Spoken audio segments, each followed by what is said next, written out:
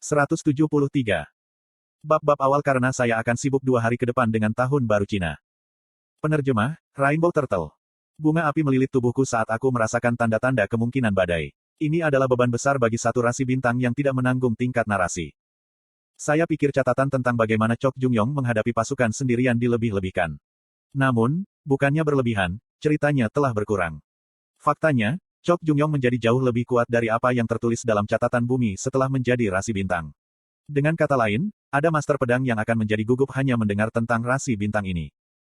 Tetap saja, aku harus menanggungnya. Jika saya tidak bisa menahan semangat Chok Jung-yong, saya tidak bisa memecahkan sel 100 hari. Status Anda saat ini disegel. Keterampilan utama Anda saat ini disegel. Sisa waktu, 100 hari. Segel 100 hari, yang dapat dilakukan oleh 3 makhluk tertinggi dari konstelasi, Hongik, adalah segel kelas tertinggi yang menyegel kemampuan target. Makan bawang putih dan mukwat dan tahan selama 100 hari. Tentu saja, segel ini tidak selalu merupakan hal yang buruk. Jika saya bisa makan bawang putih dan mukwat selama 100 hari, saya bisa menerima berkah Huanin dan membangunkan potensi tubuh saya. Namun, sekarang saya tidak punya cukup waktu. Han Suyong menyaksikan bawang putih dan mukwat mengalir dari langit dan bertanya, "Hei, bukankah hampir selesai?" Kekuatannya sangat kuat sehingga sulit dikendalikan. Tunggu saja. Aku mengambil napas dalam-dalam dan mengendalikan kekuatan sihirku. Chok Jung-yong memberi saya kekuatan dalam menanggapi panggilan saya tetapi tidak mengatakan apa-apa dengan suara aslinya. Dia baru saja memberiku beberapa kekuatannya, seolah mengatakan, coba saja jika kamu percaya diri. Sebagai hasilnya, saya mengendalikan cerita yang telah berjalan liar selama 30 menit. Sepertinya seluruh tubuhku akan pecah.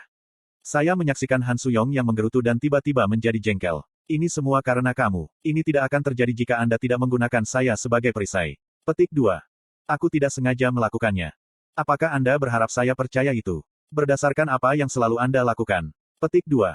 Sepertinya banyak keluhan telah menumpuk dan saya tidak bisa tidak mengomel. Berapa menit telah berlalu? Han Suyong perlahan-lahan muak dan berteriak, aku minta maaf.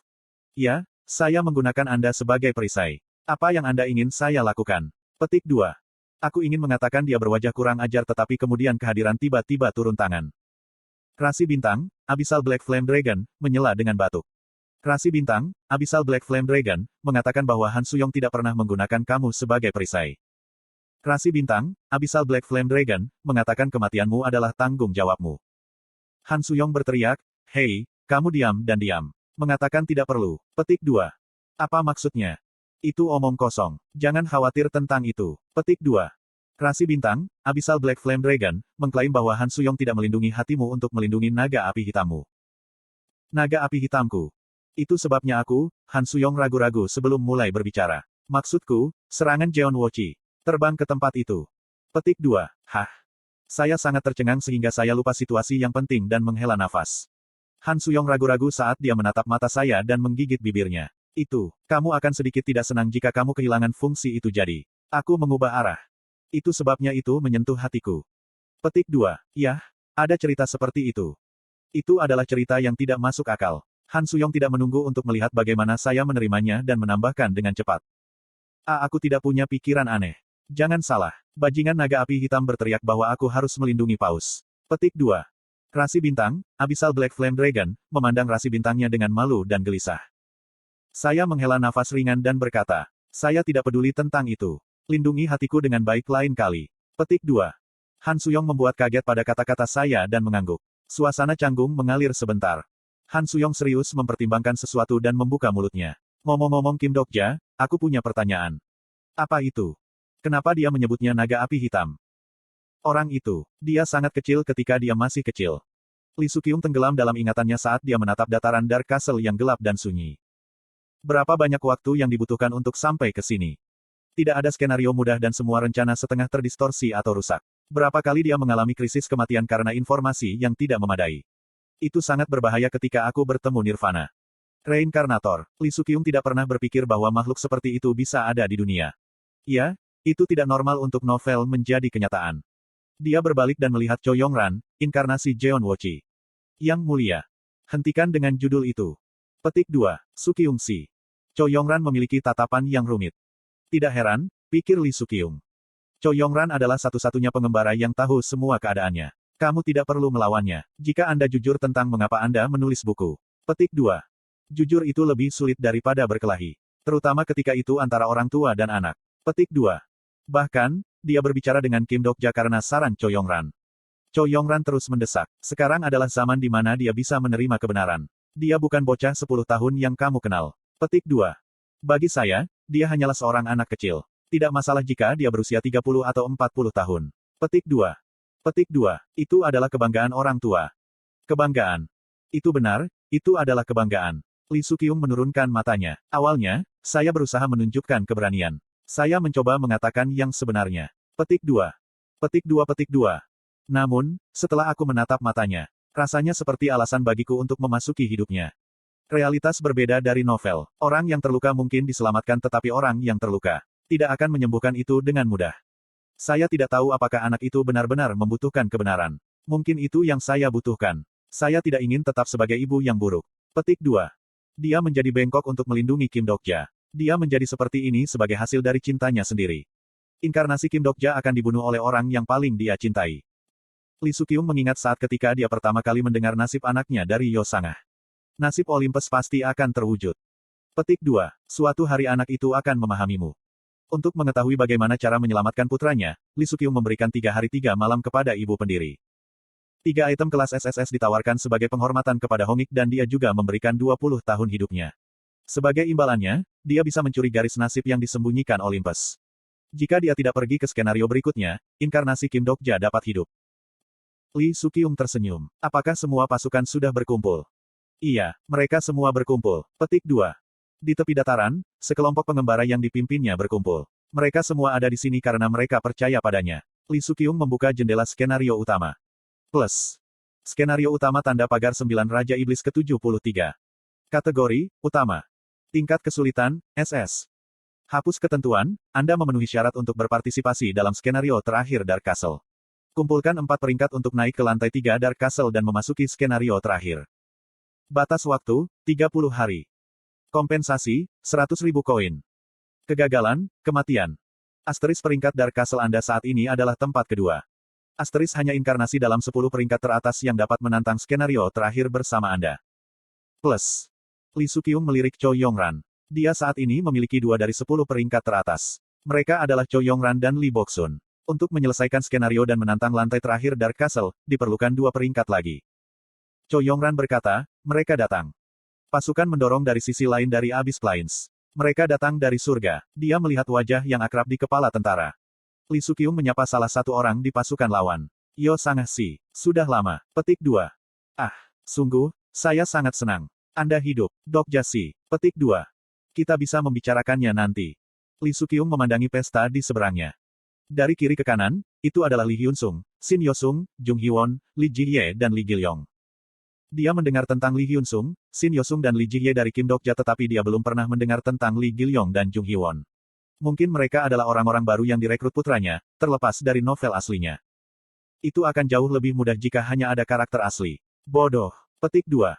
Sebagai seorang anak, Kim Dokja melakukan banyak hal yang tidak terduga. Karena itu, Lee Sukyung percaya bahwa anaknya akan menjadi seorang seniman.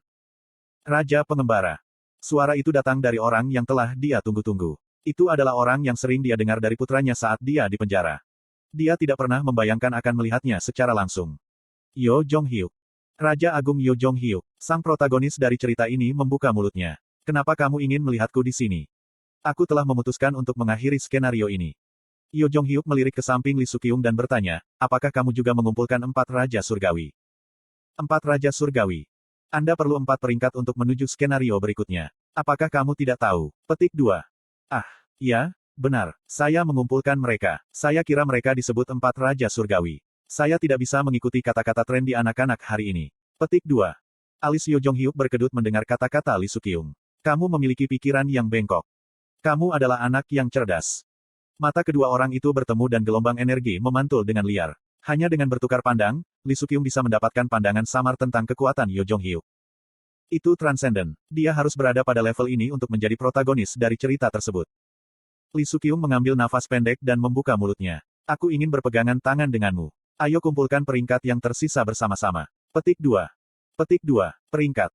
Iya, bukankah tujuan Anda untuk menyelamatkan dunia ini? Anda membutuhkan barisan inkarnasi paling kuat mungkin jika Anda ingin menghapus skenario berikutnya. Saya bisa bantu Anda. Sponsor saya adalah ibu pendiri. Petik 2. Mata Yo Jong-hyuk sedikit menegang pada kata-kata, ibu pendiri. Namun, itu hanya sesaat. Kata-kata yang keluar dari mulut Yo Jong-hyuk benar-benar tak terduga. Di mana Kim Dok-ja? Petik 2. Kenapa kamu mencarinya? Aku dengar kamu membawanya. Jadi kenapa? Lee Soo-kyung memiliki perasaan aneh pada sikap penolakannya terhadap sarannya. Perasaan mengganggu yang hanya bisa dideteksi oleh seorang ibu dengan anak. Dia bertanya-tanya, tentunya Anda tidak akan memasukkan anak itu ke dalam 4 raja surgawi Anda. Aku tidak wajib menjawab itu. Kepribadianmu persis sama dengan apa yang dia katakan. Petik 2. Kim Dok-ja menceritakan kisahku padamu. Dia melakukan. Dia banyak memberi tahu saya. Petik 2. Dia menatap mata Yo Jong-hyuk dan kecurigaan Lee Soo-kyung meningkat. Lee Soo-kyung bertanya, saya mendengar bahwa Anda menyerahkan pencapaian surga kepada putra saya. Kenapa kau melakukan itu? Dia bisa menyelamatkan dunia jika dia tumbuh lebih kuat. Aha, kamu akan menggunakannya untuk itu. Lee Soo-kyung sengaja menekankan sebuah kata. Nada suaranya santai, seolah dia sudah mengetahuinya. Kemudian Yo Jong-hyuk menjawab, Kim Dok-ja diperlukan untuk dunia ini. Saya butuh dia. Petik 2. Dia akan menjadi temanku dan dia akan melihat akhir dari skenarionya. Ekspresi Lee Soo-kyung perlahan mengeras. Pendamping. Suara putra mudanya muncul di benaknya. Brengsek itu, dia adalah psikopat lengkap. Dia tidak tahu apa-apa selain cara menggunakan orang. Dia akan melakukan apapun untuk mencapai tujuannya. Ini aneh. Yo Jong-hyuk yang kudengar tidak akan pernah berbicara sepertimu. Petik 2. Apakah keluargamu suka berbicara seolah-olah mereka mengenal seseorang dengan baik? Yo Jong-hyuk menarik pedangnya. Itu adalah sikap keras yang tidak menunjukkan dialog lagi diperlukan. Beri aku Kim Dok-ja, maka aku akan mengampuni kamu. Petik 2. Lee Soo-kyung menatap mata Yo Jong-hyuk yang menyala-nyala dan mengingat suara putranya. Meskipun banyak keluhan, putranya selalu terlihat agak bersemangat. Tapi ceritanya tidak akan berlanjut tampaknya. Ways of Survival adalah novel semacam itu. Pada saat ini, pencerahan memenuhi kepala Lee Soo-kyung.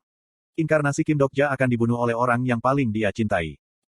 Lee Soo-kyung menyadari arti sebenarnya dari nasib ini. Dia tahu siapa yang akan membunuh putra kesayangannya.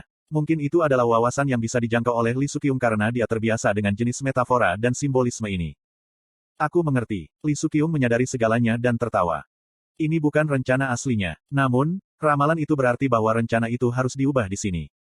Aku minta maaf tapi aku tidak bisa membiarkanmu melihat anakku. Mengapa? Tanggung jawab seorang ibu adalah mengendalikan anaknya jika dia bergaul dengan orang jahat. Mata Lee Soo-kyung dingin ketika dia mengeluarkan 8-bit bell. Aku harus mengirim anakku kembali ke dunia nyata.